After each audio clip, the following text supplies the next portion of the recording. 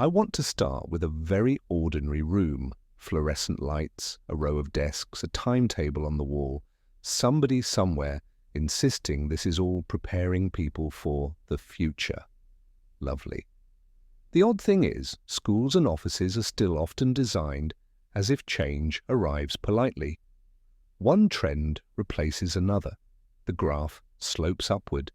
Everyone updates the handbook. Job done. But real shifts don't behave like that. They lurch, they stall, they double back. A labour market can look stable right until a layer of work gets hollowed out. A university can keep its crest, its marble, its confidence, while the social bargain underneath it is already fraying. That's the important bit. Cultural change, AI adoption, labour reorganisation, and institutional decline are not moving at the same speed. AI can automate first-pass research and synthesis very quickly. Trust in a degree can erode slowly, then suddenly. Apprenticeship models can sit at the margins for years and then start looking, well, less like a fringe experiment and more like a rival operating system. If you forecast as if all of this moves in one clean line, you're not doing foresight. You're just smoothing away the mess. So a living foresight approach has to do two things at once.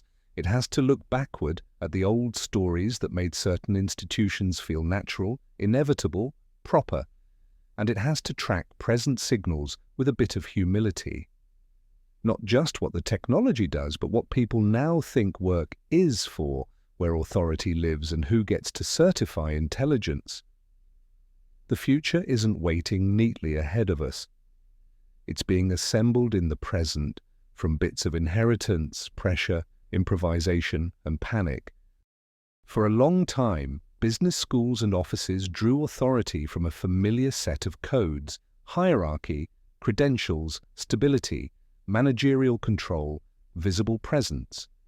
You went to the right institution, got the right signal stamped onto your identity, entered the ladder, and then a manager, ideally in a tie, though civilization has progressed a bit, told you what counted as serious work.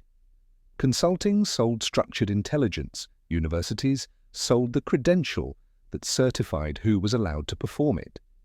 The trouble is, those codes now wobble. Portfolio careers make a single ladder look less universal.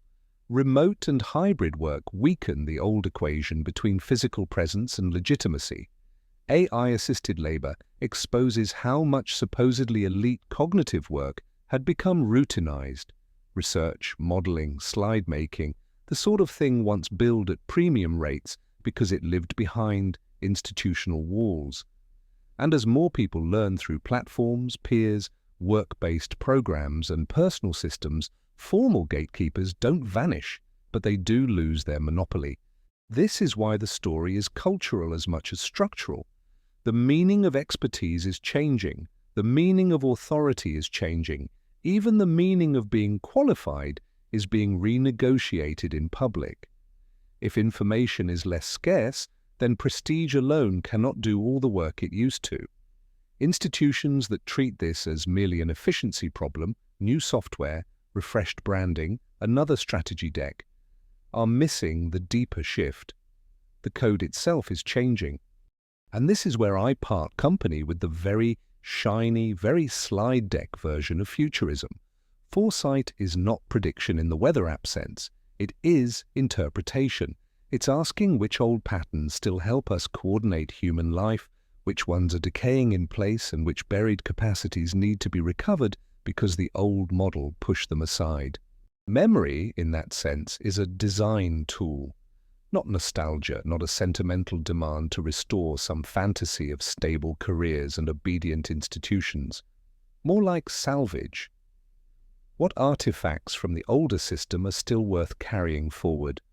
Apprenticeship, for example, can be exploitative if done badly, yes, but it also recognizes that knowledge is social, embodied, and learned through practice. Judgment still matters, trust still matters. The ability to convene people around ambiguity still matters. Those are not obsolete because AI got good at first drafts. But some legacy models absolutely need to be abandoned.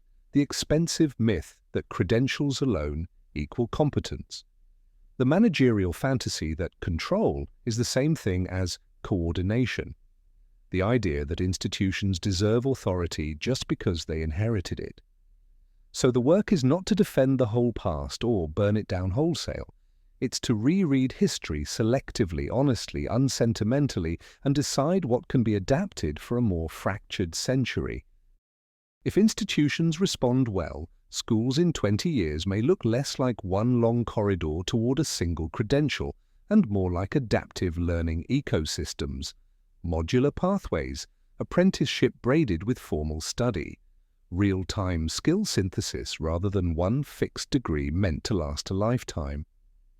You could imagine education becoming more continuous, more mixed, part online, part workplace, part cooperative learning, with value placed not only on throughput, but on resilience, ethical judgment, and the ability to work across human and machine systems. Offices, meanwhile, might stop pretending their highest purpose is supervision. The spreadsheet does not become wiser because everyone is in the same building on a Tuesday. The more plausible office of the future is a coordination space, trust, negotiation, interpretation, conflict resolution, shared judgment. In other words, the bits that become more important when routine tasks are increasingly automated. If AI handles first-pass output, then the human value shifts toward framing the question, reading the room, sensing political risk, building commitment. Of course, none of this is guaranteed. The darker version is just as available: fragmented credentials, precarious labor, algorithmic management, institutions that lose authority before building any better replacement, plenty of flexibility, very little support. People gain tools and lose solidarity. That's the tension. The future school could be a navigational hub or a debt-heavy relic. The future office could be a site of trust or merely a more sophisticated dashboard for surveillance. Which brings us to design.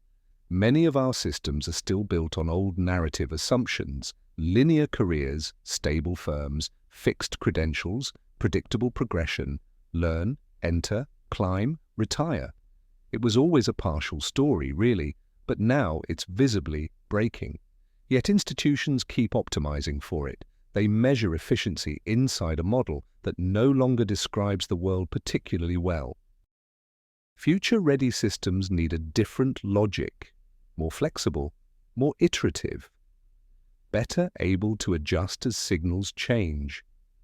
That means designing institutions that can learn from the present instead of merely defending the past. It means building pathways that can be recombined, not just completed. It means treating uncertainty not as a temporary inconvenience, but as a basic condition of modern work. And it means recognizing that foresight is not a one-off report. It's an ongoing practice of reading culture, labor, technology, and institutional trust together. So the real question isn't whether AI will transform work or education. It already is. The question is whether our schools and offices can become systems that respond in real time. Systems that don't confuse efficiency with relevance or prestige with purpose. If the future is moving in multiple directions at once, what would it mean to build institutions that can move with it? That's the one central idea worth sitting with. You can learn more about this narrative approach to futures work in our new book, Stories, Systems and Cultural Research, now available on Amazon and on the Routledge publisher website.